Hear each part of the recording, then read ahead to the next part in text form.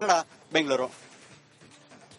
ಥಗ್ Life cinema ಏನಾದ್ರೂ release ಮಾಡಿದ್ರೆ ಕರ್ನಾಟಕದಲ್ಲಿ ಥಿಯೇಟರ್ ಉಳಿಯೋದಿಲ್ಲ, ನುಗ್ಗಿ ಧ್ವಂಸವನ್ನ ಮಾಡ್ತೀವಿ ಅಂತ ಹೇಳಿ ಕರವೇ ಅಧ್ಯಕ್ಷರಾಗಿರುವಂತಹ ನಾರಾಯಣಗೌಡ ಅವರು ಖಡಕ್ ಆಗಿ ಎಚ್ಚರಿಕೆಯನ್ನು ಕೊಟ್ಟಿದ್ದಾರೆ.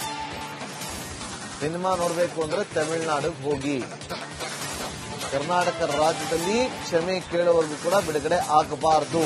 ಒಂದು ವೇಳೆ ನೀವೇನಾದ್ರೂ ಕರ್ನಾಟಕದಲ್ಲಿ ಯಾವುದಾದ್ರೂ ಥಿಯೇಟರ್ನಲ್ಲಿ ಬಿಡುಗಡೆ ಮಾಡಿದ್ದೆ ಆದ್ರೆ ನಾವು ಥಿಯೇಟರ್ಗಳಿಗೆ ನುಗ್ಗಿ ಧ್ವಂಸ ಮಾಡ್ತೀವಿ ಅಂತೇಳಿ ಖಡಕ್ ಎಚ್ಚರಿಕೆಯನ್ನ ಕೊಟ್ಟಿದ್ದಾರೆ ನಾರಾಯಣಗೌಡ ಅವರು.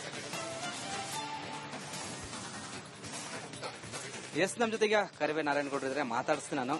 Sir, Thug Life cinema June 5ಕ್ಕೆ ರಿಲೀಸ್ ಆಗುತ್ತೆ. ಒಂದ್ ಕಡೆ ಕ್ಷಮೆ ಕೇಳ್ತಿಲ್ಲ ಕಮಲ್ ಹಾಸನ್ ಅವರು. ನಿಮ್ಮ ಹೋರಾಟ ಯಾವ ರೀತಿ ಸರ್? ಯಾವುದೇ ಕಾರಣಕ್ಕೂ ಕಮಲ್ ಹಾಸನ್ ಅವರು ಕ್ಷಮೆ ಕೇಳದೆ 5ನೇ ತಾರೀಕು ಅವ್ರ ಸಿನಿಮಾ ಕರ್ನಾಟಕದಲ್ಲಿ ಬಿಡುಗಡೆ ಆಗಲ್ಲ. ಆಗ್ಬೇಕು ಅನ್ನೋದಾದ್ರೆ ಅವರು ಕ್ಷಮೆ ಯೋಚಿಸಲೇಬೇಕು. ಅದನ್ನು ಮೀರಿ ಯಾರಾದರೂ ಸಿನಿಮಾ ಬಿಡುಗಡೆ ಮಾಡಿದ್ರೆ ಆ ಚಿತ್ರಮಂದಿರಗಳಿಗೆ ಆಗುವ ಹಾನಿಗೆ ಆ ಚಿತ್ರಮಂದಿರದ ಮಾಲೀಕರೇ ಹೊಣೆ ಹೊರಬೇಕಾಗತ್ತೆ. ಈಗ ಕೆಲ ಅಭಿಮಾನಿಗಳು ಆ ಸಿನಿಮಾ ನೋಡ್ಬೇಕಂತ ಕುಂತಿದ್ದಾರೆ, ಕಾಯ್ತಾ ಇದ್ದಾರೆ. ಒಂದ್ ಕಡೆ ಕಮಲ್ ಹಾಸನ್ ಸಹ ಹೇಳಿದ್ದಾರೆ, ನಮ್ಮ ಅಭಿಮಾನಿಗಳು ಸಿನಿಮಾ ನೋಡ್ತಾರಂತ. ಆ ಹುಚ್ಚುತನ ಯಾರಿಗಾರು ಇದ್ರೆ ಅವರು ತಮಿಳುನಾಡಿಗೆ ಹೋಗ್ಬೇಕಾದ್ರೆ ನೋಡ್ಕೊಳ್ಳಿ. ಕರ್ನಾಟಕದ ನೆಲದಲ್ಲಿ ಇಂಥ ಸಂದರ್ಭಕ್ಕೆ ನಾವು ಅವರು ಸಿನಿಮಾ ನೋಡ್ಬೇಕು ಅನ್ನೋ ಹುಚ್ಚಿರೋರು ಯಾರು ಅಭಿಮಾನಿಗಳಿದ್ರೆ ನಿಮ್ಗೆ ಅಂತ ಹುಚ್ಚು ಬಿಡಬೇಕು ಅಂದ್ರೆ ಹೋಗಿ ತಮಿಳುನಾಡಲ್ಲಿ ನೋಡ್ಕೊಳ್ಳಿ. ಕರ್ನಾಟಕದ ನೆಲದಲ್ಲಿ ಅಂತದ್ದೇನಾದ್ರು ತೀರ್ಮಾನ ತಗೊಂಡ್ರೆ ಅಭಿಮಾನಿಗಳು ಅನ್ನೋದು ನೋಡದಲ್ಲೇ ನಾವು ತೀರ್ಮಾನ ಬೇರೆ ತರ ತಗೋತೀವಿ. ಹೋರಾಟ ಹೇಳ್ತೀರಿ ಸರ್, ಅಕಸ್ಮಾತ್ ಕ್ಷಮೆ ಕೇಳಿಲ್ಲ ಅಂದ್ರೆ ನಿಮ್ಮ ಹೋರಾಟ ಸರ್? ಅದನ್ನೇ ಹೇಳ್ತಾ ಇದೀನಲ್ಲ, ಥಿಯೇಟರ್ಗಳು ಉಳಿಸ್ಕೊಳ್ಳೋದು ಭಾರಿ ಕಷ್ಟ ಆಗುತ್ತೆ ಮಾಲೀಕರೇ. ಯಾವುದೇ ಕಾರಣಕ್ಕೂ ಮಾಲೀಕರು ಥಿಯೇಟರ್ಗಳಿಗೆ ಹಾನಿ ಆಗಬಾರ್ದು ಅನ್ನೋದಾದ್ರೆ ನಿಮ್ಮ ಥಿಯೇಟರ್ ಅಲ್ಲಿ ಕಮಲ್ ಹಾಸನ್ ಸಿನಿಮಾ ರಿಲೀಸ್ ಆಗಬಾರ್ದು.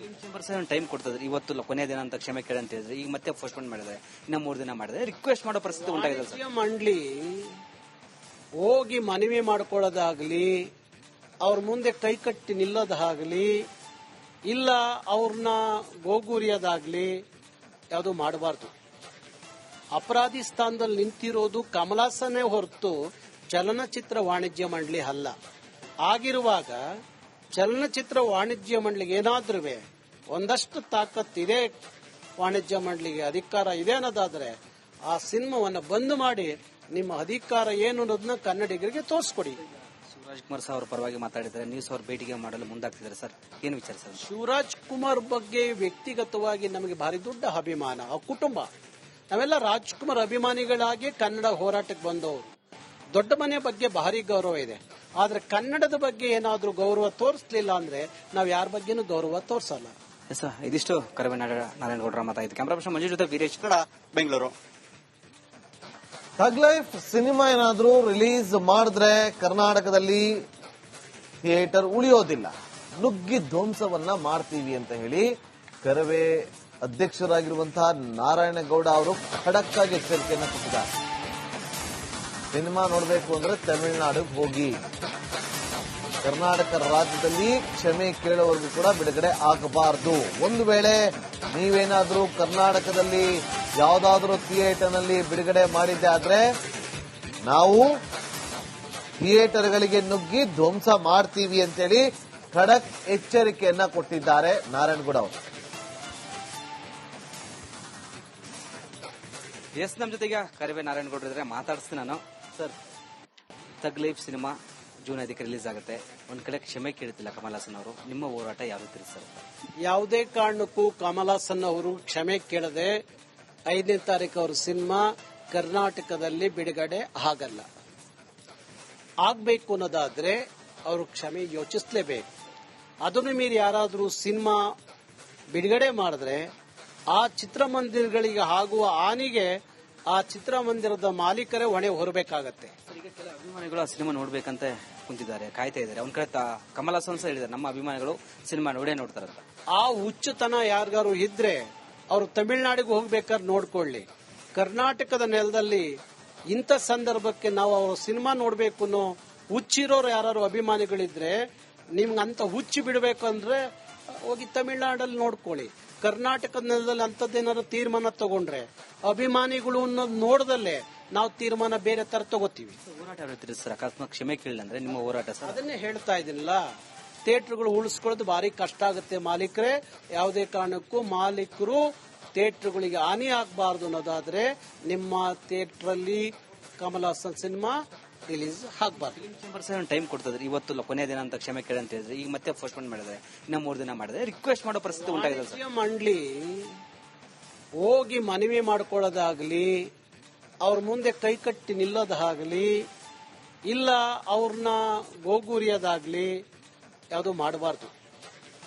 ಅಪರಾಧಿ ಸ್ಥಾನದಲ್ಲಿ ನಿಂತಿರೋದು ಕಮಲ್ ಹಾಸನ್ನೇ ಹೊರತು ಚಲನಚಿತ್ರ ವಾಣಿಜ್ಯ ಮಂಡಳಿ ಅಲ್ಲ. ಆಗಿರುವಾಗ ಚಲನಚಿತ್ರ ವಾಣಿಜ್ಯ ಮಂಡಳಿಗೆ ಏನಾದ್ರೂ ಒಂದಷ್ಟು ತಾಕತ್ತಿದೆ, ವಾಣಿಜ್ಯ ಮಂಡಳಿಗೆ ಅಧಿಕಾರ ಇದೆ ಅನ್ನೋದಾದ್ರೆ ಆ ಸಿನಿಮಾವನ್ನ ಬಂದ್ ಮಾಡಿ ನಿಮ್ಮ ಅಧಿಕಾರ ಏನು ಅನ್ನೋದನ್ನ ಕನ್ನಡಿಗರಿಗೆ ತೋರಿಸ್ಕೊಡಿ. ಶಿವರಾಜ್ ಕುಮಾರ್ ಸರ್ ಅವ್ರ ಪರವಾಗಿ ಮಾತಾಡಿದ್ರೆ ನ್ಯೂಸ್ ಅವ್ರ ಭೇಟಿಗೆ ಮಾಡಲು ಮುಂದಾಗ್ತಿದ್ದಾರೆ ಸರ್, ಏನು ವಿಚಾರ ಸರ್? ಶಿವರಾಜ್ ಕುಮಾರ್ ಬಗ್ಗೆ ವ್ಯಕ್ತಿಗತವಾಗಿ ನಮಗೆ ಭಾರಿ ದೊಡ್ಡ ಅಭಿಮಾನ. ಆ ಕುಟುಂಬ, ನಾವೆಲ್ಲ ರಾಜ್ಕುಮಾರ್ ಅಭಿಮಾನಿಗಳಾಗಿ ಕನ್ನಡ ಹೋರಾಟಕ್ಕೆ ಬಂದವರು. ದೊಡ್ಡ ಮನೆ ಬಗ್ಗೆ ಭಾರಿ ಗೌರವ ಇದೆ. ಆದ್ರೆ ಕನ್ನಡದ ಬಗ್ಗೆ ಏನಾದ್ರೂ ಗೌರವ ತೋರಿಸಲಿಲ್ಲ ಅಂದ್ರೆ ನಾವ್ ಯಾರ ಬಗ್ಗೆನೂ ಗೌರವ ತೋರಿಸಲ್ಲ. ಸರ್, ಇದಿಷ್ಟು ಕರವೇ ನಾರಾಯಣಗೌಡರ ಮಾತಾಯಿತು. ಕ್ಯಾಮರಾ ಪರ್ಸನ್ ಮಂಜು ಜೊತೆ ಬೆಂಗಳೂರು. ಥಗ್ ಲೈಫ್ ಸಿನಿಮಾ ಏನಾದ್ರೂ ರಿಲೀಸ್ ಮಾಡಿದ್ರೆ ಕರ್ನಾಟಕದಲ್ಲಿ ಥಿಯೇಟರ್ ಉಳಿಯೋದಿಲ್ಲ, ನುಗ್ಗಿ ಧ್ವಂಸವನ್ನ ಮಾಡ್ತೀವಿ ಅಂತ ಹೇಳಿ ಕರವೇ ಅಧ್ಯಕ್ಷರಾಗಿರುವಂತಹ ನಾರಾಯಣಗೌಡ ಅವರು ಖಡಕ್ ಆಗಿ ಎಚ್ಚರಿಕೆಯನ್ನು ಕೊಟ್ಟಿದ್ದಾರೆ. ಸಿನಿಮಾ ನೋಡಬೇಕು ಅಂದ್ರೆ ತಮಿಳುನಾಡಿಗೆ ಹೋಗಿ, ಕರ್ನಾಟಕ ರಾಜ್ಯದಲ್ಲಿ ಕ್ಷಮೆ ಕೇಳುವವರೆಗೂ ಕೂಡ ಬಿಡುಗಡೆ ಆಗಬಾರದು. ಒಂದು ವೇಳೆ ನೀವೇನಾದ್ರೂ ಕರ್ನಾಟಕದಲ್ಲಿ ಯಾವುದಾದ್ರೂ ಥಿಯೇಟರ್ನಲ್ಲಿ ಬಿಡುಗಡೆ ಮಾಡಿದ್ದೆ ಆದ್ರೆ ನಾವು ಥಿಯೇಟರ್ಗಳಿಗೆ ನುಗ್ಗಿ ಧ್ವಂಸ ಮಾಡ್ತೀವಿ ಅಂತೇಳಿ ಖಡಕ್ ಎಚ್ಚರಿಕೆಯನ್ನ ಕೊಟ್ಟಿದ್ದಾರೆ ನಾರಾಯಣಗೌಡ ಅವರು. ಎಸ್, ನಮ್ಮ ಜೊತೆಗೆ ಕರವೇ ನಾರಾಯಣಗೌಡರು ಇದ್ರೆ ಮಾತಾಡಿಸ್ತೀನಿ ನಾನು. Sir, Thug Life cinema June 5ಕ್ಕೆ ರಿಲೀಸ್ ಆಗುತ್ತೆ. ಒಂದ್ ಕಡೆ ಕ್ಷಮೆ ಕೇಳುತ್ತಿಲ್ಲ ಕಮಲ್ ಹಾಸನ್ ಅವರು, ನಿಮ್ಮ ಹೋರಾಟ ಯಾವ ರೀತಿ ಸರ್? ಯಾವುದೇ ಕಾರಣಕ್ಕೂ ಕಮಲ್ ಹಾಸನ್ ಅವರು ಕ್ಷಮೆ ಕೇಳದೆ 5ನೇ ತಾರೀಕು ಅವ್ರ ಸಿನಿಮಾ ಕರ್ನಾಟಕದಲ್ಲಿ ಬಿಡುಗಡೆ ಆಗಲ್ಲ. ಆಗ್ಬೇಕು ಅನ್ನೋದಾದ್ರೆ ಅವರು ಕ್ಷಮೆ ಯೋಚಿಸಲೇಬೇಕು. ಅದನ್ನು ಮೀರಿ ಯಾರಾದರೂ ಸಿನಿಮಾ ಬಿಡುಗಡೆ ಮಾಡಿದ್ರೆ ಆ ಚಿತ್ರಮಂದಿರಗಳಿಗೆ ಆಗುವ ಹಾನಿಗೆ ಆ ಚಿತ್ರಮಂದಿರದ ಮಾಲೀಕರೇ ಹೊಣೆ ಹೊರಬೇಕಾಗತ್ತೆ. ಈಗ ಕೆಲ ಅಭಿಮಾನಿಗಳು ಆ ಸಿನಿಮಾ ನೋಡ್ಬೇಕಂತ ಕುಂತಿದ್ದಾರೆ, ಕಾಯ್ತಾ ಇದ್ದಾರೆ. ಒಂದ್ ಕಡೆ ಕಮಲ್ ಹಾಸನ್ ಸಹ ಹೇಳಿದ್ದಾರೆ, ನಮ್ಮ ಅಭಿಮಾನಿಗಳು ಸಿನಿಮಾ ನೋಡ್ತಾರಂತ. ಆ ಹುಚ್ಚುತನ ಯಾರಿಗಾರು ಇದ್ರೆ ಅವರು ತಮಿಳುನಾಡಿಗೆ ಹೋಗ್ಬೇಕಾದ್ರೆ ನೋಡ್ಕೊಳ್ಳಿ. ಕರ್ನಾಟಕದ ನೆಲದಲ್ಲಿ ಇಂಥ ಸಂದರ್ಭಕ್ಕೆ ನಾವು ಅವ್ರ ಸಿನಿಮಾ ನೋಡ್ಬೇಕು ಅನ್ನೋ ಹುಚ್ಚಿರೋರು ಯಾರು ಅಭಿಮಾನಿಗಳಿದ್ರೆ ನಿಮ್ಗೆ ಅಂತ ಹುಚ್ಚಿ ಬಿಡಬೇಕಂದ್ರೆ ಹೋಗಿ ತಮಿಳುನಾಡಲ್ಲಿ ನೋಡ್ಕೊಳ್ಳಿ. ಕರ್ನಾಟಕದ ನೆಲದಲ್ಲಿ ಅಂತದ್ದೇನಾದ್ರು ತೀರ್ಮಾನ ತಗೊಂಡ್ರೆ ಅಭಿಮಾನಿಗಳು ಅನ್ನೋದು ನೋಡದಲ್ಲೇ ನಾವು ತೀರ್ಮಾನ ಬೇರೆ ತರ ತಗೋತೀವಿ. ಹೋರಾಟ ಯಾವ ರೀತಿ ಸರ್? ಅಕಸ್ಮಾತ್ ಕ್ಷಮೆ ಕೇಳಿಲ್ಲ ಅಂದ್ರೆ ನಿಮ್ಮ ಹೋರಾಟ ಸರ್? ಅದನ್ನೇ ಹೇಳ್ತಾ ಇದ್ದೀನಲ್ಲ, ಥಿಯೇಟರ್ಗಳು ಉಳಿಸ್ಕೊಳ್ಳೋದು ಭಾರಿ ಕಷ್ಟ ಆಗುತ್ತೆ ಮಾಲೀಕರೇ. ಯಾವುದೇ ಕಾರಣಕ್ಕೂ ಮಾಲೀಕರು ಥಿಯೇಟರ್ಗಳಿಗೆ ಹಾನಿ ಆಗಬಾರ್ದು ಅನ್ನೋದಾದ್ರೆ ನಿಮ್ಮ ಥಿಯೇಟರ್ ಅಲ್ಲಿ ಕಮಲ್ ಹಾಸನ್ ಸಿನಿಮಾ ರಿಲೀಸ್ ಆಗಬಾರ್ದು. ಚೇಂಬರ್ಸ್ ಟೈಮ್ ಕೊಡ್ತದ್ರಿ, ಇವತ್ತು ಕೊನೆಯ ದಿನ ಅಂತ ಕ್ಷಮೆ ಕೇಳಿ ಅಂತ ಹೇಳಿದ್ರೆ ಈಗ ಮತ್ತೆ ಪೋಸ್ಟ್ಪೋನ್ ಮಾಡಿದ್ರೆ ಇನ್ನ 3 ದಿನ ಮಾಡಿದ್ರೆ ರಿಕ್ವೆಸ್ಟ್ ಮಾಡೋ ಪರಿಸ್ಥಿತಿ ಉಂಟಾಗಿದೆ ಸರ್. ವಾಣಿಜ್ಯ ಮಂಡಳಿ ಹೋಗಿ ಮನವಿ ಮಾಡ್ಕೊಳ್ಳೋದಾಗ್ಲಿ, ಅವ್ರ ಮುಂದೆ ಕೈಕಟ್ಟಿ ನಿಲ್ಲೋದಾಗ್ಲಿ, ಇಲ್ಲ ಅವ್ರನ್ನ ಗೋಗೂರಿಯೋದಾಗ್ಲಿ ಯಾವುದು ಮಾಡಬಾರ್ದು. ಅಪರಾಧಿ ಸ್ಥಾನದಲ್ಲಿ ನಿಂತಿರೋದು ಕಮಲ್ ಹಾಸನ್ನೇ ಹೊರತು ಚಲನಚಿತ್ರ ವಾಣಿಜ್ಯ ಮಂಡಳಿ ಅಲ್ಲ.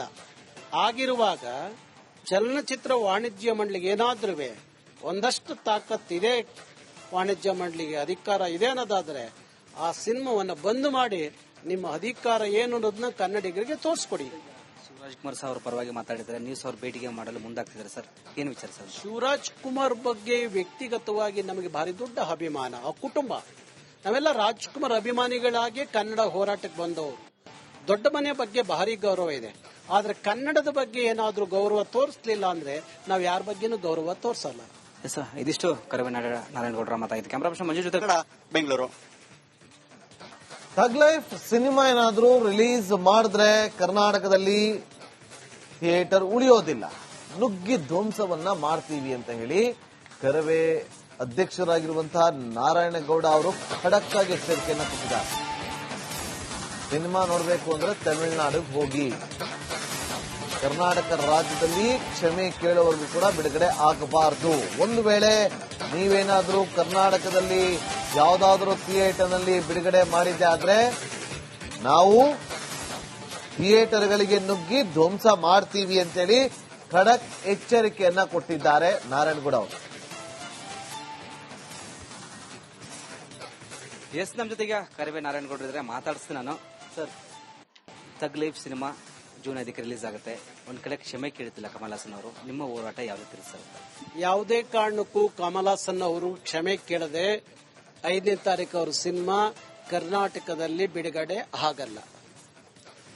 ಆಗ್ಬೇಕು ಅನ್ನೋದಾದ್ರೆ ಅವರು ಕ್ಷಮೆ ಯೋಚಿಸಲೇಬೇಕು. ಅದನ್ನು ಮೀರಿ ಯಾರಾದರೂ ಸಿನಿಮಾ ಬಿಡುಗಡೆ ಮಾಡಿದ್ರೆ ಆ ಚಿತ್ರಮಂದಿರಗಳಿಗೆ ಆಗುವ ಹಾನಿಗೆ ಆ ಚಿತ್ರಮಂದಿರದ ಮಾಲೀಕರೇ ಹೊಣೆ ಹೊರಬೇಕಾಗತ್ತೆ. ಈಗ ಕೆಲ ಅಭಿಮಾನಿಗಳು ಆ ಸಿನಿಮಾ ನೋಡ್ಬೇಕಂತ ಕುಂತಿದ್ದಾರೆ, ಕಾಯ್ತಾ ಇದ್ದಾರೆ. ಒಂದ್ ಕಡೆ ಕಮಲ್ ಹಾಸನ್ ಸಹ ಹೇಳಿದ್ದಾರೆ, ನಮ್ಮ ಅಭಿಮಾನಿಗಳು ಸಿನಿಮಾ ನೋಡ್ತಾರಂತ. ಆ ಹುಚ್ಚುತನ ಯಾರಿಗಾರು ಇದ್ರೆ ಅವರು ತಮಿಳುನಾಡಿಗೆ ಹೋಗ್ಬೇಕಾದ್ರೆ ನೋಡ್ಕೊಳ್ಳಿ.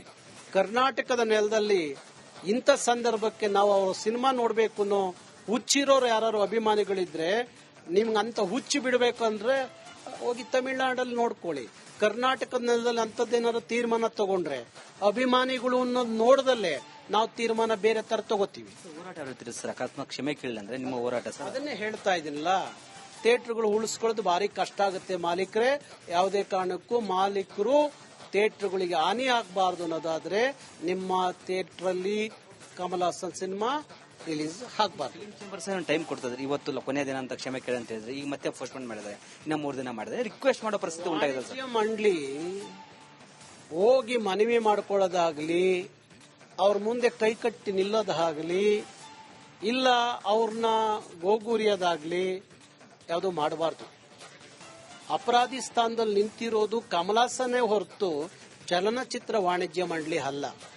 ಆಗಿರುವಾಗ ಚಲನಚಿತ್ರ ವಾಣಿಜ್ಯ ಮಂಡಳಿಗೆ ಏನಾದ್ರೂ ಒಂದಷ್ಟು ತಾಕತ್ತಿದೆ, ವಾಣಿಜ್ಯ ಮಂಡಳಿಗೆ ಅಧಿಕಾರ ಇದೆ ಅನ್ನೋದಾದ್ರೆ ಆ ಸಿನಿಮಾವನ್ನ ಬಂದ್ ಮಾಡಿ ನಿಮ್ಮ ಅಧಿಕಾರ ಏನು ಅನ್ನೋದನ್ನ ಕನ್ನಡಿಗರಿಗೆ ತೋರಿಸ್ಕೊಡಿ.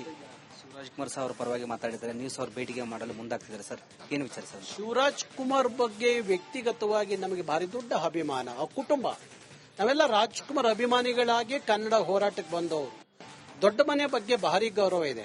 ಆದ್ರೆ ಕನ್ನಡದ ಬಗ್ಗೆ ಏನಾದ್ರೂ ಗೌರವ ತೋರಿಸಲಿಲ್ಲ ಅಂದ್ರೆ ನಾವ್ ಯಾರ ಬಗ್ಗೆನೂ ಗೌರವ ತೋರಿಸಲ್ಲ. ಇದಿಷ್ಟು ಕರಿವೆ ನಾರಾಯಣಗೌಡರ ಮಾತಾಗಿದೆ. ಕ್ಯಾಮರಾ ಪರ್ಸನ್ ಮಂಜು ಜೊತೆ